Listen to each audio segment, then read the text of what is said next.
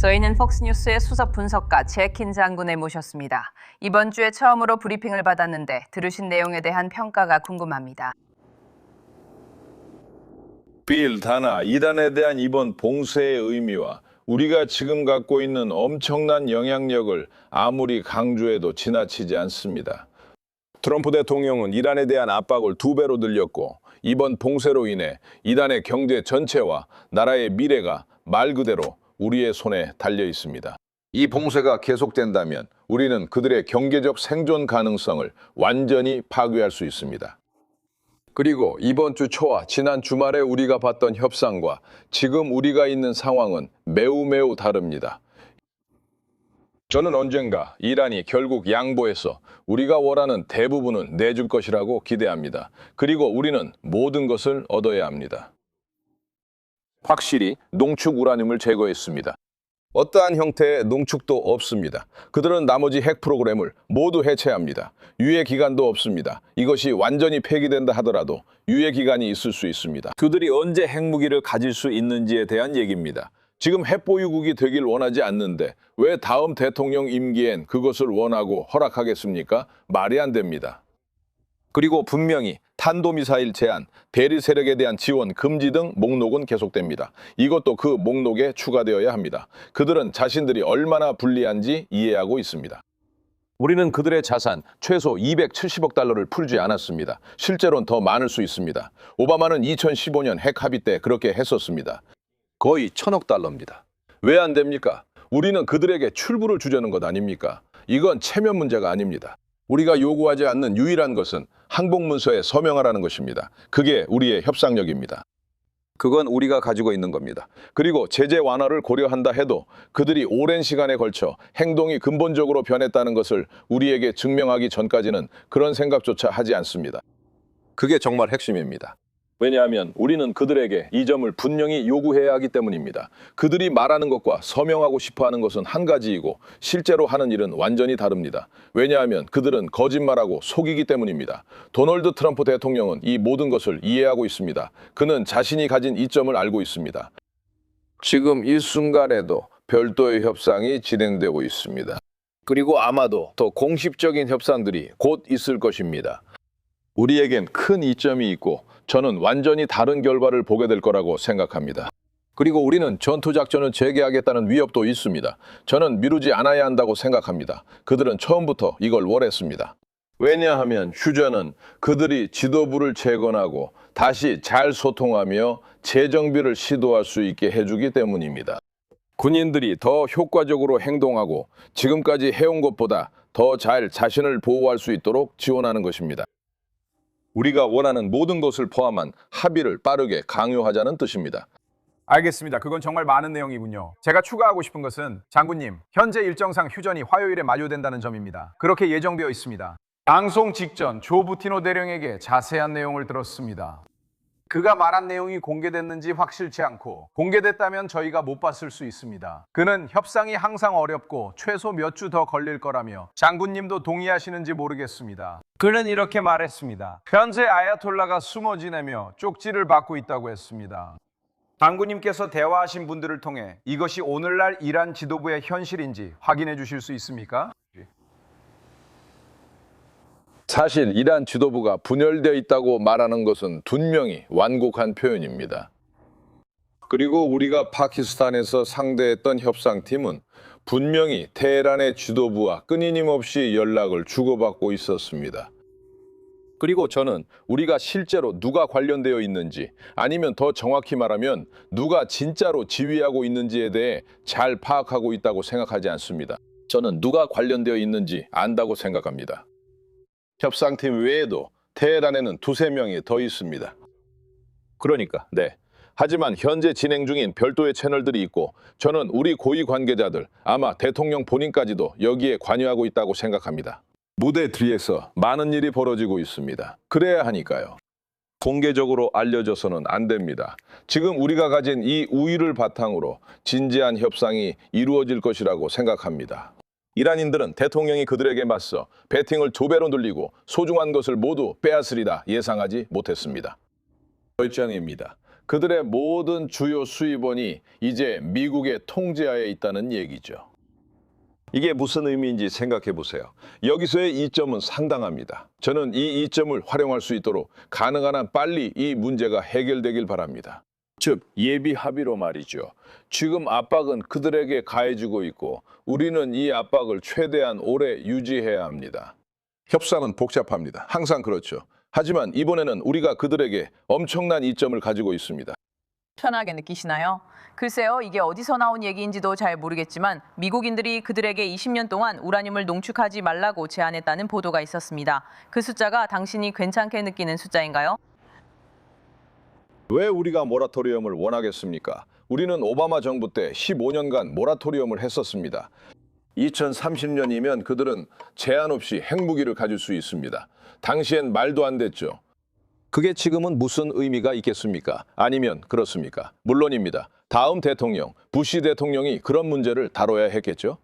결국 우리가 그들에게 핵 보유국이 되지 못한다고 말하는 나라입니다. 그런데 왜 우리가 20년 후 그들이 핵 보유국이 되도록 보장해야 합니까? 그게 누군가에게 말이 됩니까? 제 생각엔 전혀 말이 안 됩니다. 그냥 그걸 목록에서 빼버리세요.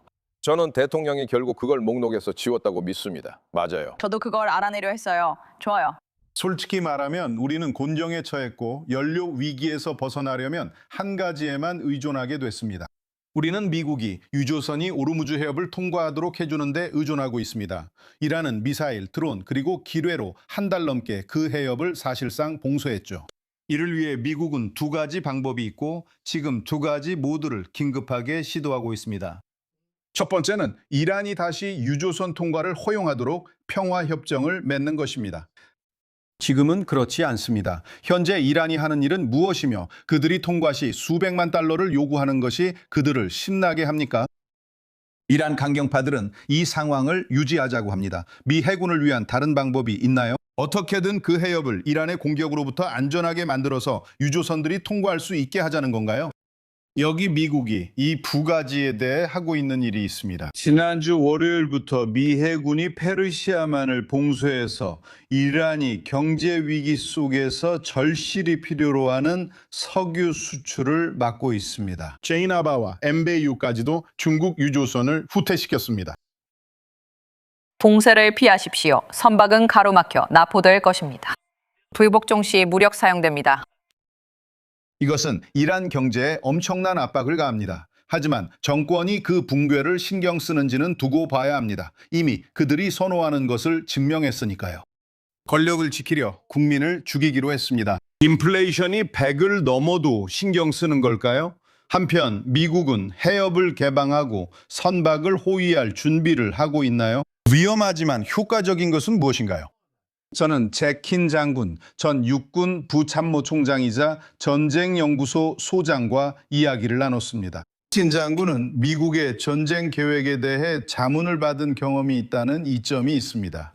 제킨 장군님 뵙게 되어 반갑습니다. 미국 해군이 월요일에 이란 선박이나 이란에서 오는 모든 선박에 대해 봉쇄를 시작했습니다. 이것은 분명히 이란이 특히 석유에서 얻는 수익을 차단하기 위한 조치입니다. 이것은 때늦은 전술 변경입니다. 제 생각에는 여기서 일어난 일은 트럼프 대통령이 몇 가지 이유로 이란인들에게 맞서기 위해 실제로 압박 수위를 한층 더 높이기로 결정했다는 것입니다. 그들은 호르무즈 해협을 봉쇄했고 최종 합의에 관한 협상에서는 아무런 진전도 이루어지지 않았습니다. 이러한 계획들은 이미 수립되고 있는데 이는 위험합니다. 석유와 해군에 관한 것이죠. 솔직히 말해서 이란인들이 호르무즈 해협을 봉쇄했을 때 우리는 당연히 그렇게 했어야 했습니다. 솔직히 그렇게 했어야 했지만 이제 진행 중입니다. 우리 국민과 시청자들이 완벽히 이해하도록 하는 것이며 이는 이란을 무릎 꿇게 할 것입니다. 그 결과로 저는 정말로 이곳에서 매우 큰 양보가 있을 것이라고 믿습니다. 그들의 석유의 90%와 거의 모든 수입의 압도적인 대부분이 이제 중단되었습니다. 그리고 우리의 추정에 따르면 이란은 무릎을 꿇고 있습니다. 이해하셔야 합니다. 무릎을 꿇고 있다는 것을. 그리고 하루에 4억 5천만 달러의 수입이 있습니다. 한 달에 약 130억에서 140억 달러입니다.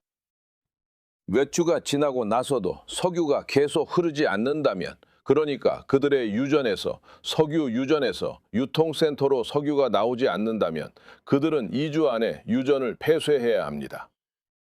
그러니까 이것은 이란에게 다가오는 재앙이고 그들 스스로가 이런 상황을 초래한 것입니다. 저는 정말로 그들 쪽에서 중요한 양보가 있기를 바랍니다. 휴전은 이번 주 말에 끝나고 제가 알기로는 그리고 아주 좋은 소식통이 있는데 대통령은 연장을 허락하지 않을 것입니다. 아니요, 그는 여기서 큰 양보를 원하고 있습니다. 그렇지 않으면 우리는 다시 시작할 것입니다. 당신 말에 동의합니다. 사단이 더 빨리 되지 않아 아쉽네요. 그 당시에는 대규모 군사작전을 진행하고 있었기 때문에 이용할 수 있는 선박이 있었는지는 잘 모르겠습니다. 하지만 이란 정권이 정말로 무너질 거라고 생각하시나요? 왜냐하면 그들은 정말로 국민의 고통에는 신경 쓰지 않고 오직 권력에만 관심이 있으니까요. 또 한 가지는 몇 주 전 당신이 위기의 진짜 얼굴을 언급하셨다는 점입니다. 재화가 국제사회의 모든 압박을 고려할 때 정말로 시간을 자기 편으로 돌릴 수 있을까요? 이 문제를 해결해 석유가 다시 호르무즈 해협을 통과하려면 어떻게 해야 할까요? 네, 봉쇄의 두 번째 단계는 다른 작전입니다. 그리고 이미 명령은 전구를 지휘하고 있는 쿠퍼 제독에게 전달되었습니다. 그리고 그는 현장에서 지리적 총사령관이자 전투사령관으로 우리가 중앙사령부라고 부르는 곳을 지휘하고 있습니다. 그리고 그는 이미 초기 단계 몇 가지를 시작했습니다. 그의 임무는 먼저 호르무즈 해협에서 기뢰를 제거하는 것입니다. 우리는 지금 이 순간에도 사실상 그 일을 하고 있습니다. 둘째, 그 지역의 안전을 보장하는 것입니다. 그리고 셋째, 그곳을 통해 선박을 데려오고 호위하는 것입니다. 계획은 호르무즈 해협을 타격할 수 있는 장거리 시스템, 즉 대한미사일, 드론, 그리고 어깨에 메고 쏘는 다양한 종류의 미사일을 제거하는 것입니다. 그리고 우리는 이에 대해 꾸준히 작업해왔습니다. 그리고 우리는 그들의 고속정을 여러 척 격침했습니다. 모두 제거하지는 못했는데 그들이 분명히 숨기고 있기 때문입니다. 그들이 고속정을 움직일 때마다 우리는 그것을 제거합니다. 우리는 그곳에 대규모 전력을 유지하고 있습니다. 그리고 우리가 선박을 안전하게 통과시킬 때, 그곳은 좁은 공간입니다. 하지만 몇몇 선박을 생각해보면 선박들이 그렇게 많은 공간을 차지하지는 않습니다. 호위하고 따라가며 그들 사이에 선박이 몇 척 있을 수도 있습니다. 이란 근처에 있는 선박들이 차지하는 공간은 이제 이란의 무기 시스템 사정권 안에 있어서 그들이 발사하거나 이란을 공격하거나 이스라엘에 있는 시리아 기지를 방어할 수 있습니다. 그곳엔 여러 선박과 두 항공모함 전단이 있습니다. 몇 주째 우리를 향해 쏘지만 한 번도 맞히지 못했습니다. 우리는 그 선박들을 방어할 수 있으며 현대 지휘관과 이야기하며 꽤 자신감을 느끼고 있습니다. 그는 우리가 항로를 열고 선박을 보호하며 완전히 안전하게 방해를 최소화한 채 통과시킬 수 있다고 믿고 있습니다. 우리는 드론이 이 지점을 통과하지 못한다고 말하는 것은 아닙니다. 하지만 설령 통과하더라도 선박 자체의 최종 방어 체계가 여전히 있을 것입니다. 그리고 아마도 상선에도 드론에 대응할 수 있는 능력을 어느 정도 제공할 것입니다. 우리는 그것의 세부 사항이나 무엇을 할 수 있고 없는지 공개하고 싶지 않습니다. 하지만 우리는 자신감이 있습니다. 만약 위험이 너무 크고 우리 선박이나 상선들을 잃을 것 같았다면 이 임무를 수행하지 않았을 것입니다. 우리는 이미 이전에도 이런 일을 해봤고 이란의 능력에 맞서 여러 번 시뮬레이션을 했습니다. 그리고 여기서 진행 중인 이 봉쇄 작전도 마찬가지로 시뮬레이션 했습니다. 우리는 이란의 유통을 차단할 수 있을 것이라는 자신감이 있었고 또한 그 석유를 싣기 위해 그 항구에 들어가려는 어떤 선박도 막을 수 있을 것이라고 확신했습니다. 흥미롭게도 이란 석유의 대부분을 사들이는 나라는 바로 중국입니다. 거의 전부라고 할 수 있죠. 이것이 중국을 협상 테이블로 끌어내고 동맹국에게 그만해라고 말하게 할 수 있습니다. 두고 봅시다. 말씀드린 대로 2주간의 휴전, 이 며칠 안에 끝납니다. 어떻게 예상하십니까? 폭격이 다시 시작될 거라고 보십니까? 합의가 이루어지지 않는다면요. 합의가 이루어진다면 제가 정말로 믿는 것은 우리가 가지고 있는 이 영향력이 이란 석유의 유통에 미치는 영향력이 정말로 매우 크다는 것입니다. 그리고 저는 실제로 이것이 그들의 주목을 받았다는 것을 알고 있습니다.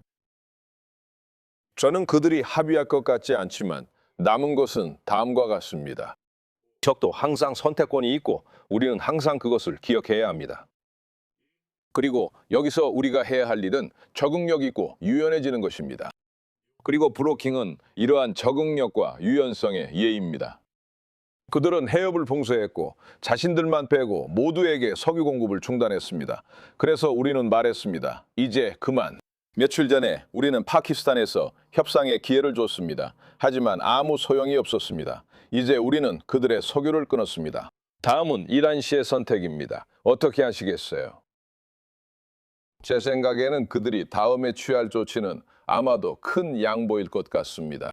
그렇지 않으면 후티를 풀어줄 수 있습니다.